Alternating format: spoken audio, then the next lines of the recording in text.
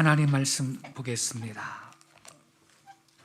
요한복음 6장 1절부터 15절까지 보겠습니다.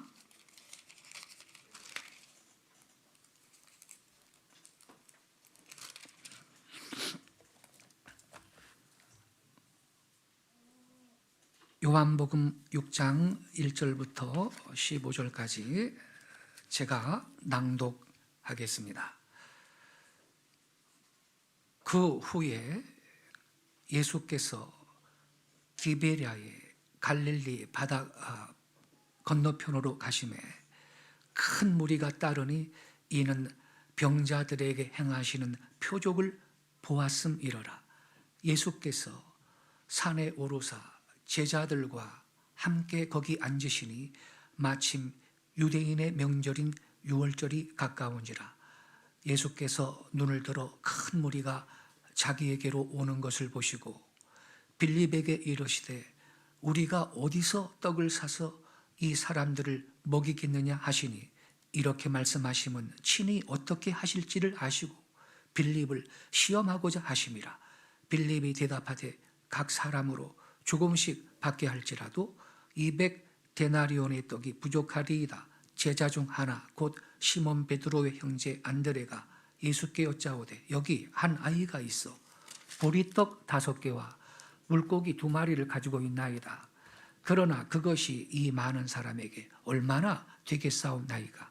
예수께서 이르시되 이 사람들로 앉게 하라 하시니 그곳에 잔디가 많은지라. 사람들이 앉으니 수가 5,000명쯤 되더라. 예수께서 떡을 가져 축사하신 후에 앉아있는 자들에게 나눠주시고 물고기도 그렇게 그들의 온대로 주시니라. 그들이 배부른 후에 예수께서 제자들에게 이르시되 남은 조각을 거두고 버리는 것이 없게 하라 하시므로 이에 거두니 보리떡 5개로 먹고 남은 조각이 12바구니에 찼더라. 그 사람들이 예수께서 행하신 이 표적을 보고 말하되 이는 참으로 세상에 오실 그 선지자라 하더라. 15절입니다. 그러므로 예수께서 그들이 와서 자기를 억지로 붙들어 임금으로 삼으려는 줄 아시고 다시 혼자 산으로 떠나가시니라. 아멘. 오늘 아침 함께 읽은 이 말씀을 중심으로 오병이어의 기적, 이러한 제목 아래 말씀을 드리도록 하겠습니다. 이 요한복음 6장에는 예수님께서 떡 5덩어리 또 물고기 2마리를 가지고 5,000명을 먹이신 유명한 기적의 말씀이 기록이 되어 있습니다.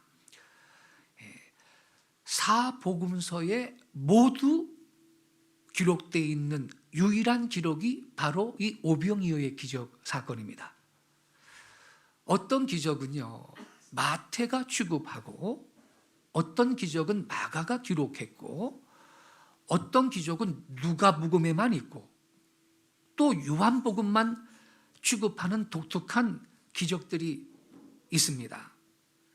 그러나 예수님께서 이 어린아이의 떡 5개와 물고기 2마리를 받으시고 장정만 5,000명을 먹이신 사건은요, 마태, 마가, 누가, 요한 사복음서가 다 같이 취급하고 있는 특이한 이적인 것입니다. 이거는요, 이 기적이 그 당시의 유대인들한테 얼마나 큰 감동을 주었는가 하는 사실을 역력하게 보여주고 있는 것입니다. 구약 성경을 보면요, 흉령 때문에 식량의 어려움을 자주 겪었던 사실들을 우리가 볼 수 있는데, 예컨대 아브라함이 흉년이 들어가지고 애굽으로 도피해서 자기 아내를 누이라고 속인 사건이 있고요. 이삭도 역시 이 기근이 들어가지고 그랄로 피난 갔던 사건이 있고요. 야곱도 큰 기근 때문에 그 아들들을 보내가지고 애굽에서 양식을 구해오라고 했다가 거기 요셉이 있었잖아요.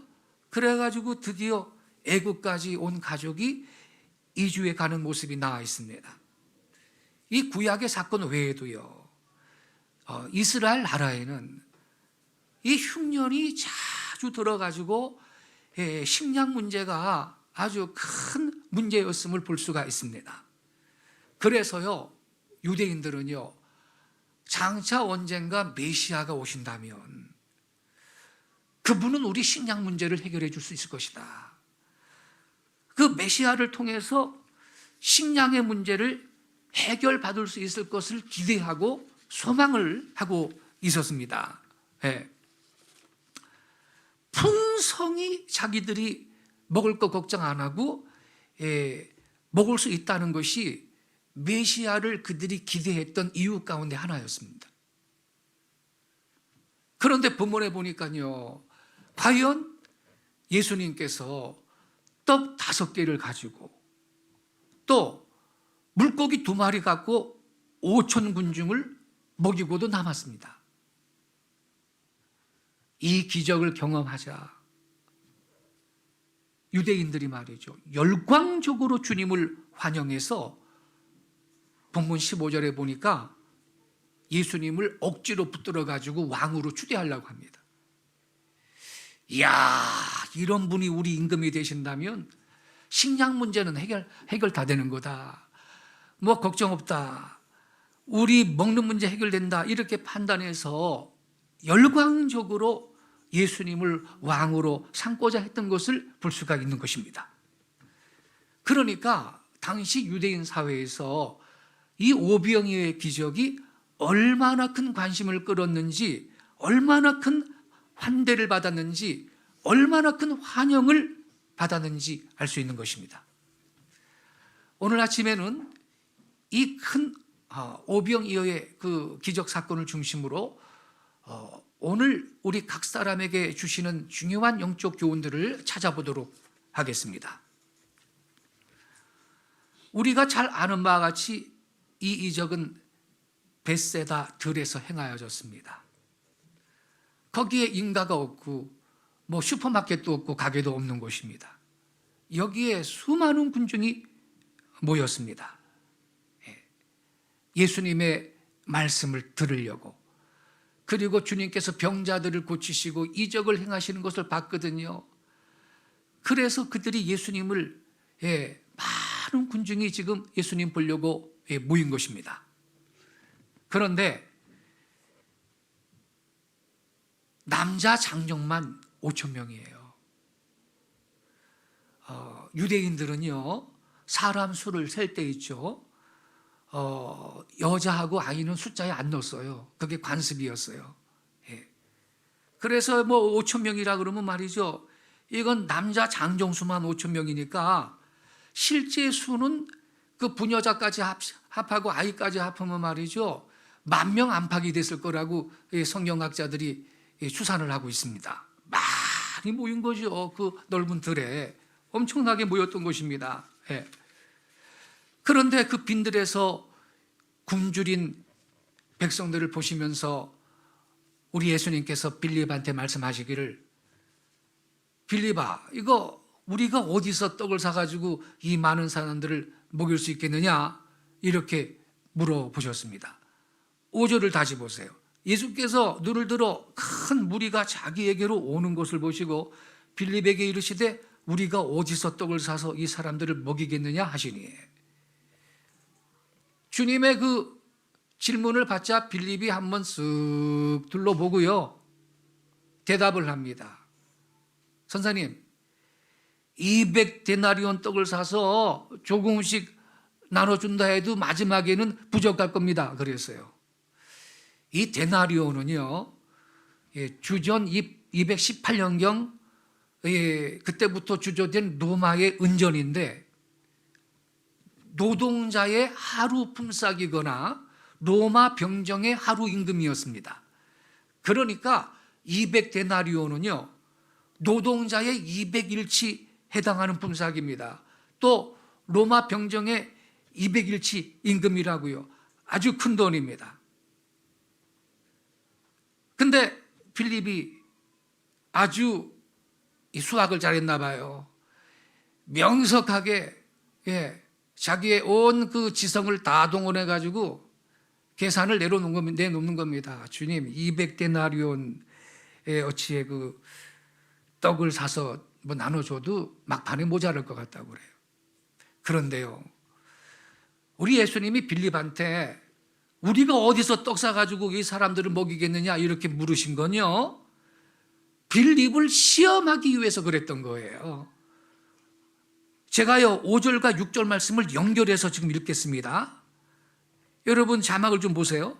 예수께서 눈을 들어 큰 무리가 자기에게로 오는 것을 보시고 빌립에게 이르시되 우리가 어디서 떡을 사서 이 사람들을 먹이겠느냐 하시니, 6절입니다. 이렇게 말씀하시면 친히 어떻게 하실지를 아시고 빌립을 시험하고자 하심이라 그랬어요. 여러분, 왜 빌립을 예수님이 시험하려고 했을까요? 6절에 답이 있어요. 6절에 이렇게 말씀하시면 친히 어떻게 하실지를 아시고, 이게 뭔 말이에요?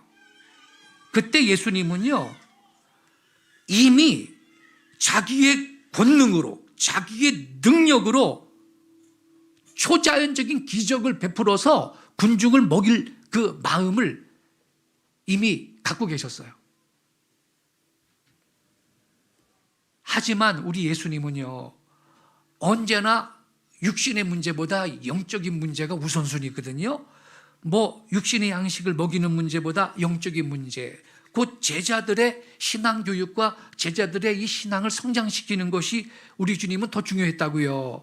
그래서 예수님은 빌립의 신앙을 시험해 보려고 그에게 문제를 주신 것입니다.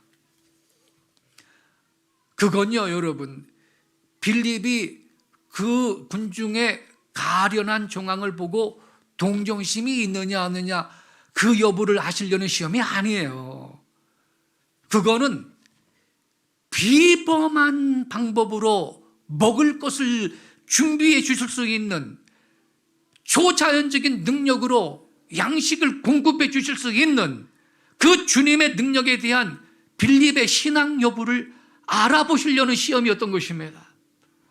6절 말씀이 그걸 입증해 주고 있어요. 이렇게 말씀하시면 친히 어떻게 하실지를 아시고 빌립을 시험하고자 하심이라. 근데 빌립이 이 시험에 합격했나요, 여러분? 그렇지 못했어요. 예수님의 질문에 빌립은 이렇게 대답했습니다. 7절에 나오죠. 각 사람으로 조금씩 받게 할지라도 200데나리온의 떡이 부족하리이다. 예수님의 질문이 뭐였죠, 여러분? 우리가 어디서 떡을 사서 이 많은 사람을 먹일 수 있겠느냐였죠. 예수님을 보기 위해서 몰려든 사람들이 적어도 5,000명 이상인 상황에서 이 질문하신 거거든요. 게다가 여기 빈들이에요. 근처에 인가도 없고 가게도 없다고요. 이러한 그 상황 아래서 주님이 질문하신 거거든요. 빌립한테 어떻게 충분한 떡을 먹일 수 있겠느냐, 그 방안을 물어보셨다 이 말입니다. 그래서 여러분, 빌립은 이 질문의 의도가 뭔지를 눈치를 챘어야 했던 것입니다. 하지만 빌립은 그런 센스가 없어요. 현실은 암울해도 우리 예수님께는 해답이 있을 것이다, 그렇게 짐작을 했어야 옳아요. 그러나 전혀 그렇지 못해요. 빌립은 추워도 그런 기대가 없어요. 뭐라고 대답해요? 빌립이?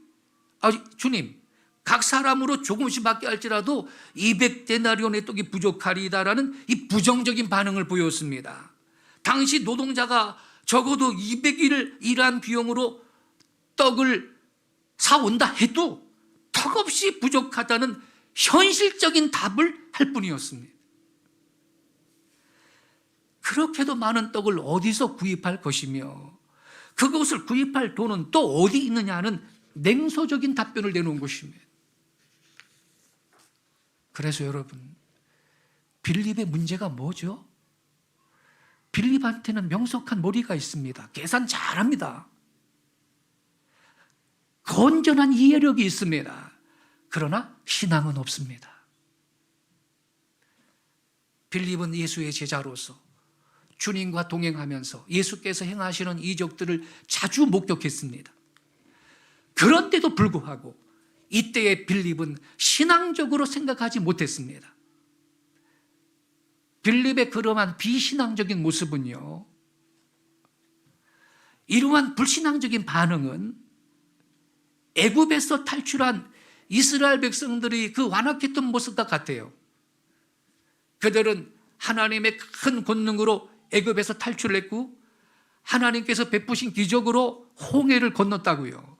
기적의 하나님을 경험했습니다. 그러나 물이 없을 때 그들은 원망하고 불평부터 했어요. 목말라 죽겠다 그러면서 원망하고 불평부터 먼저 늘어났어요. 사람들은요, 이렇게 주님의 권능에 대해서는요, 건망증이 많아요. 여러분, 하나님의 기적을 기대하실 수 있기 바랍니다. 우리 주님께는 능치 못하실 일이 없습니다. 그런 거로 우리는 먼저 하나님을 신뢰하고 그분의 뜻과 명령에 의해서 모든 걸 계획하고 설계하고 전진해야 할 것입니다. 조금 있다가요, 안드레가 와요. 시몬 베드로의 동생 안드레가요, 어떤 어린 아이를 데리고 오면서 하는 말이, 선생님, 여기 어린 아이가요, 그 도시락 쌓았는데 그 보리떡 5덩어리하고 그 물고기 2마리 있습니다. 그렇게 보고를 했어요. 그러면서 덧붙이기를, 근데 이게 이 많은 사람한테 무슨 소용이 있겠습니까? 또 그랬네요. 안드레는 어린아이의 식량, 보리떡 5개, 물고기 2마리를 예수님께 소개하면서 이것이 가능한 일이냐? 그렇게 되묻고 있습니다. 그러니까 여러분, 안드레의 말도요, 지극히 인간적이고 이성적이라는 점에서 뭐 빌립의 말하고 다를 게 없습니다. 이렇게 제자들이 비신앙적인 반응을 보이고 있어요. 이렇게 제자들이 부정적인 반응을 보였던 이유가 뭘까요, 여러분? 자신들의 시각으로 볼 때 이 일은 도저히 불가능하다, 이렇게 판단한 겁니다. 그들은 자신들의 판단을 더 신뢰했던 것입니다. 자기들의 경험과 기준에서 이건 무조건 안 되는 일이다, 그렇게 생각했던 것입니다. 더 나아가 아무리 예수님이라도 이것만은 할 수 없을 것이다, 이러한 판단이 그들의 마음속에 있었음을 드러내고 있는 것입니다. 예수님을 따르면서 주님께 대한 신뢰와 이해가 더 깊어져야 하건만 제자들한테는 그러한 모습이 전혀 나타나지 않았던 것입니다. 성도 여러분, 우리가요, 예수를 따르는 사람으로 살아갈 때 가장 중요한 것이 무엇일까요? 우리의 상황과 처지라고 생각하면 안 됩니다. 나의 형편에 따라서, 우리의 형편에 따라 판단하려는 습성에 젖어 있으면 안 되는 거예요. 나의 경험과 실력을 표준으로 삼으면 안 되는 거예요. 나의 입장과 처지만을 고집한다면 거기에는 어떠한 신앙적인 요소도 개입할 틈이 없습니다. 우리는 주 예수를 따르고 있습니다. 따르는 대상에 대한 신뢰가 없는 상태에서 우리의 감정과 환경, 사고방식만을 내세운다면 예수님께 대한 신앙은 좋아질 수가 없습니다. 저와 여러분에게 필요한 신앙은 어떤 상황 아래서도 예수님을 신뢰하는 모습인 것입니다. 어떤 상황 속에서도 예수님을 믿고 따를 수 있을 때 불가능한 현실 앞에서도 주님을 바라볼 수가 있는 것이며, 어렵고 힘들 때도 원망과 불평 대신에 우리는 감사한 마음으로 찬양하고 살아갈 수가 있는 줄로 믿습니다. 그런 거로 우리는 상황에 동의해서는 안 됩니다. 우리는 환경에 동의해서는 안 됩니다. 우리가 동의할 것은요, 신실하신 하나님과 그분의 약속의 말씀에만 동의할 수 있기를 바랍니다. 그분은 능치 못할 일이 없으십니다. 우리는 어떠한 어려운 상황을 맞더라도 내가 믿는 예수님한테는 답이 있을 것이다, 이런 믿음 갖기 바랍니다. 예수님이라면 뭔가 해답을 갖고 계실 것이다, 이러한 기대와 신뢰를 품어야 할 것입니다. 따라서 우리는 예수님을 믿고 따르는 신앙인들로서 살다 보면 어려운 일 만나요. 아주 난관을 만납니다. 불가능할 것 같은 현실의 벽 앞에서도 여러분 절대 낙심하지 마시기 바랍니다. 우리는 할 수 없지만 주님에게는 불가능한 일이 없다라는 이 믿음을 갖고 있어야 하는 것입니다. 이러한 신앙이 있다면 우리는 주님과 함께 어떠한 난관도 돌파할 수가 있을 줄로 믿습니다. 바이올라 왈데는 이런 말을 했습니다. 만약에 홍해가 당신 앞을 가로막고 있고 왼쪽에는 산이요 오른쪽에는 광야가 있으며 뒤에서는 애국 군인들이 말을 타고 쫓아온다면 하나님을 찬양하기 시작하라. 왜냐하면 그 상황은 하나님의 기적이 일어나기에 안성맞춤이기 때문이다. 할렐루야. 여러분, 이와 같은 기가 막힌 상황을 혹시 우리가 만난다면 그때야말로 하나님을 찬양하고 기대하고 하나님의 기적을 경험할 수 있기를 축원합니다. 그때 우리가 신앙적인 반응을 해야 되는 것입니다. 그때 진정한 믿음의 능력을 경험할 수가 있는 기회가 오는 것입니다.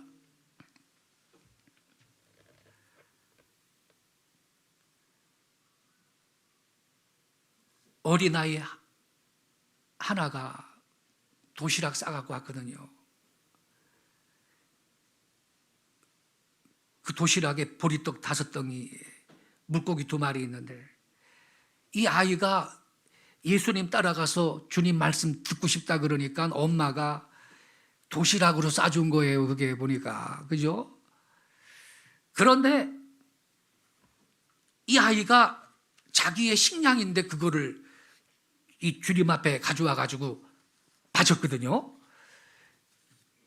예수님께서는 그 떡 5덩어리, 물고기 2마리 그거를 받으신 다음에 제자들한테 명해가지고 무리들을 그 풀밭에 더러는 50명씩, 더러는 100명씩 떼를 나누어서 앉히라고 말씀하셨습니다.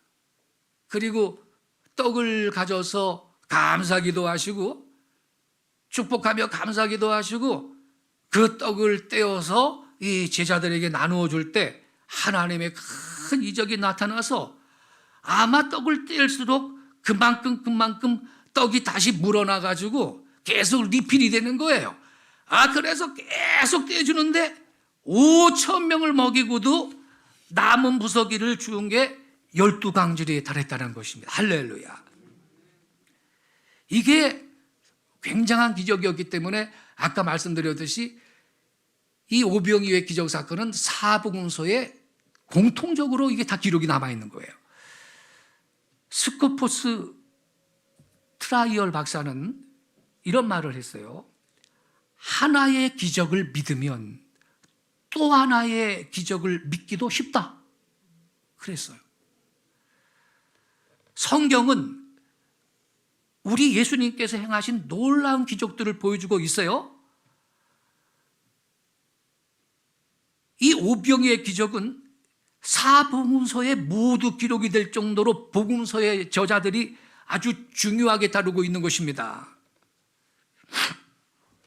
제가요, 언젠가 천주교 수장인 정진석 추기경님이 중앙일보 기자하고 대담한 것이 그 영상으로 이 TV하고 유튜브에 나온 적이 있어요.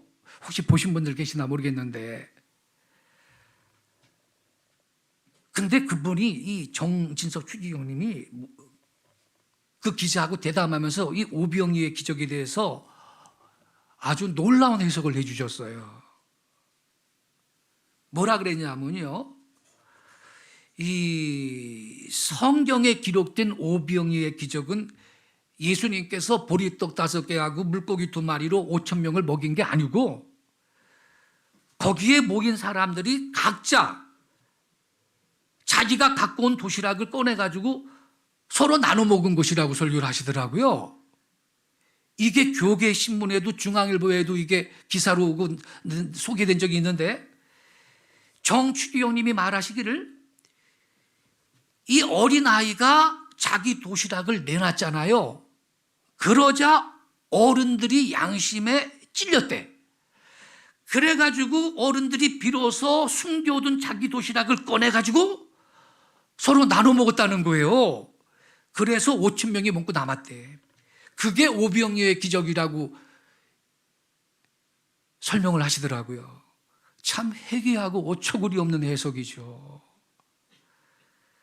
제가 그 대담에서 정추경님이 하신 말씀 그대로 한번 읽을게요. 제가 녹취를 해놨는데, 성경에는 물고기 1마리가 하늘에서 뚝 땅으로 떨어졌다는 이야기가 없어요.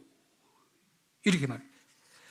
또 1마리의 물고기가 하늘에서 땅으로 뚝 떨어졌다는 말도 없어요. 그러자 한 어린아이가 빵 5개와 물고기 2마리를 내놨습니다. 한 아이가 빵 5개와 물고기 2마리를 내놓자 어른들이 부끄러워 꿍쳐둔 도시락을, 이거 제 말이 아니에요. 그대로 용어를 제가 정추경이 하신 말씀 갖고 온 거예요. 어른들이 부끄러워서 꿍쳐둔 도시락을 내놨던 것입니다. 이것이 바로 기적입니다. 이렇게 해석을 해요.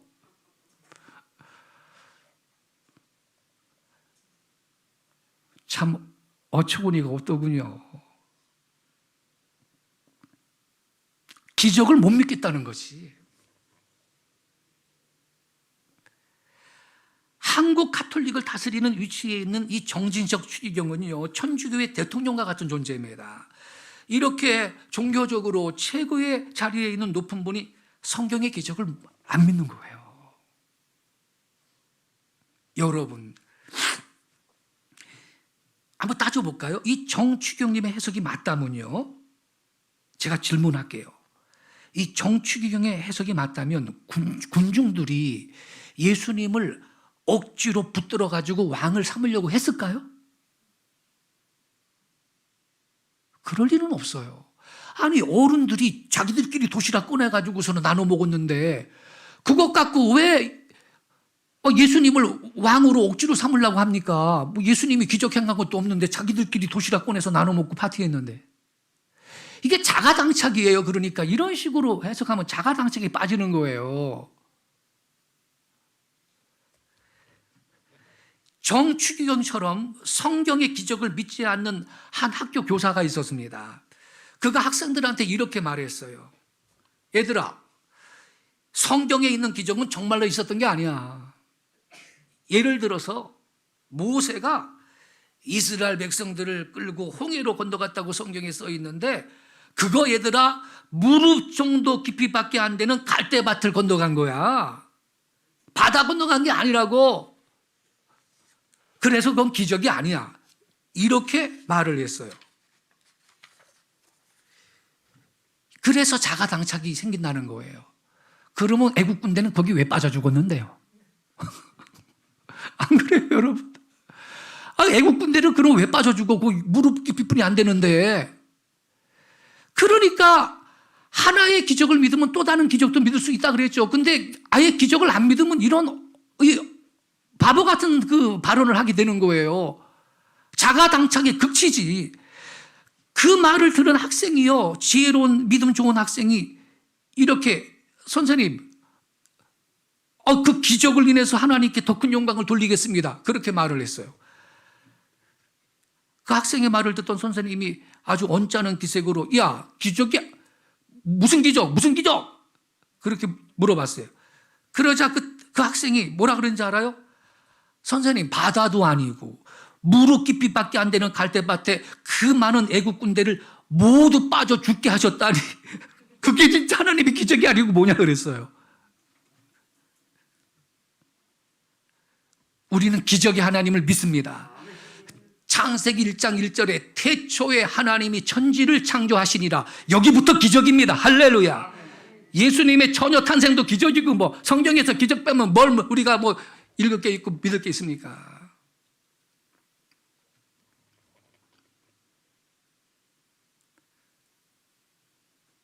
끝으로 굶주린 대중을 먹이는 큰 이적은요, 그 출발이 어디에서 있었느냐? 한 어린아이가 떡 5덩이와 물고기 2마리를 주님 앞에 먼저 가져옴으로써 시작이 됐습니다. 한 어린 소년이 자기의 가졌던 것이 아무리 미약하지만 그것을 주님께 먼저 드림으로써 이 큰 이적이 실현된 것입니다. 즉 헌신이 기적을 갖고 왔습니다. 예수께 드리는 헌신 위에 하나님의 기적이 임했습니다. 예수님 앞에 이 소년의 정성으로, 그게 비록 메뉴도 형편없는 1인분 도시락이었지만 그걸 드렸을 때 많은 생명들에게 유익하게 쓰였습니다. 성도 여러분, 우리한테 뭐가 있나요? 크고 작고 많고 적음의 문제가 아니라 우리 예수님께 무엇이든지 드리기만 한다면 가장 유익하고 가장 가치 있게 주님께서는 사용하실 줄로 믿습니다. 예수님께 드리는 작은 헌신이 하나님을 영화롭게 하기 때문입니다. 한 사람의 헌신, 이것이 하나님의 위대한 이적을 이루는 것입니다. 보리떡 5개, 생선 2마리, 형편없는 거죠. 그게 이 예수님의 손에 들어갔을 때 5천 명을 먹이고도 남았다. 이게 무슨 뜻이냐? 비록 작지만, 보잘것없지만 예수님께 온전히 헌신하면 하나님의 큰 영광이 나타나고 이적이 나타난다는 뜻입니다. 그래서 문제는 뭐냐? 내가 온전히 헌신하는 데 있어요. 자기의 걸 주님 앞에 드리는 데 있어요. 그러면 결국 자기도 살고 남도 살려요. 자기의 희생과 봉사가 없이 다른 사람을 유익하게 하거나 구할 수가 없습니다. 그래서 우리는 다른 사람이 어떻게 하나 보고서 기대하기 전에 내가 할 수 있는 것을 먼저 찾아서 헌신하고 섬길 수 있기를 바랍니다.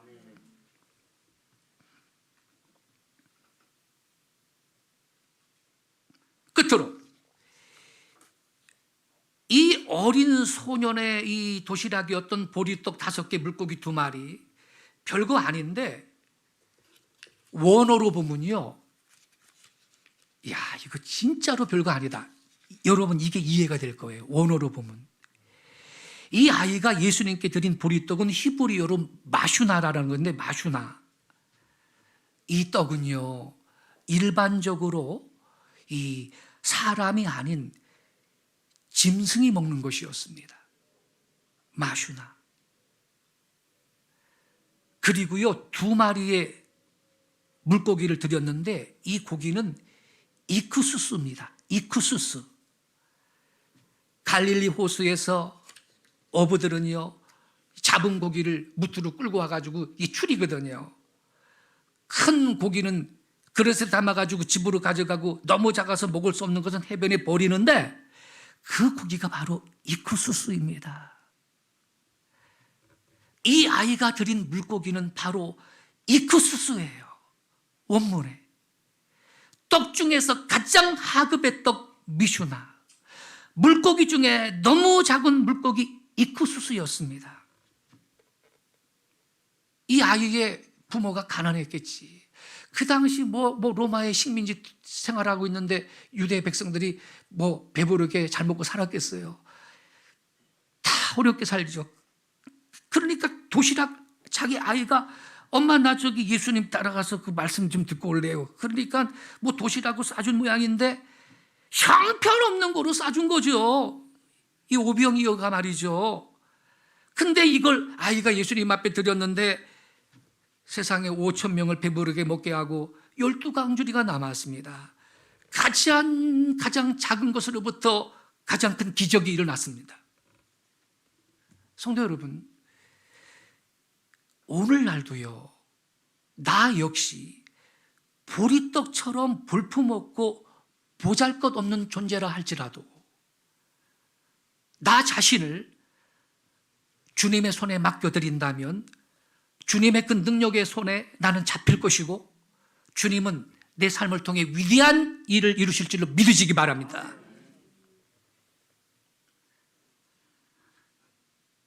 저는 이 오병이어의 이 기적의 말씀을 읽을 때마다 임보라는 시인이 쓴 지푸라기라는 제목의 시가 그 생각이 나요. 제가 낭송해 볼게요. 자막 좀 띄워주세요. 시 제목이 지푸라기예요. 준비됐어요? 지푸라기.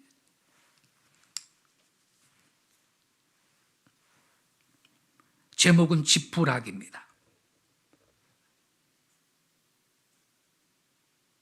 내가 준 대로 행간을 만들어야 되는데 마음대로 행간을 고쳤네. 시는 행간이 있는데. 어쨌든 읽을게요. 지푸라기. 나다를 다 뜯기고 만신창이로 들판에 버려진 지푸라기. 그러나 새의 부리에 물리면 보금자리가 되고 농부의 손에 잡히면 새끼줄이 된다. 아주 짧은 시인데 의미가 깊어요. 그대로 놔두세요. 저 자막. 나다를 다 뜯기고 어떻게 들판에 버려진 지푸라기라고 노래했나요? 만신창이로 들판에 버려진 지푸라기. 시인이 이렇게 지금 읊고 있어요. 만신창이로 들판에 버려진 지푸라기라. 그렇지 뭐. 자기 몸뚱이에 있던 나다를 모조리 다 뜯긴 후에 빈들에 버려졌으니 사실상 만신창이로 버려진 것이 지푸라기입니다. 그런데 이렇게 버려진 무가치한 지푸라기일지라도 이 시인이 뭐라고 말하고 있어요? 새의 부리에 물리면 뭐가 된다고요? 보금자리가 된대요. 새의 부리에 물리면 둥지가 되고요. 농부의 손에 잡히면 새끼줄이 된다라고 말하고 있어요. 그렇습니다. 새의 부리에 물리면 가치 있는 것으로 바뀌어 둥지가 되고 농부의 손에 잡히면 새끼줄이 돼요. 그럼 여러분, 능력의 주님의 손에 저와 여러분이 잡힌다면 얼마나 하나님은 저와 여러분을 위해서 위대한 일을 이루시겠습니까? 할렐루야. 세상에는요, 나다를 다 뜯기고 만신창이로 들판에 버려진 이 지푸라기처럼 이놈한테도 뜯기고 저놈한테도 뜯기고 이놈한테도 뜯기고 저 사람한테도 뜯기고 그래서 상처투성이로 버림을 받고 생의 의욕을 상실한 사람이 가끔 있습니다. 그런 사람 보면 주로 착한 사람이 그렇게 뜯겨요. 이놈한테 저놈한테. 혹시 여러분이 그런 사람이라면 절망하지 마세요. 스펙이 없어도 낙심하지 마세요. 여러분의 생과 여러분에게 속한 모든 것을 오병이어처럼 우리 주님의 손에 올려드리세요. 그러면 여러분의 삶은 결코 이전과 같지 않을 것입니다. 왜? 주님께서 그 손으로 붙으시고 저와 여러분을 더 가치 있는 존재로 변화시키시며 우리를 사용해서 위대한 열매를 맺게 하시고 위대한 역사를 이루실 줄로 믿습니다.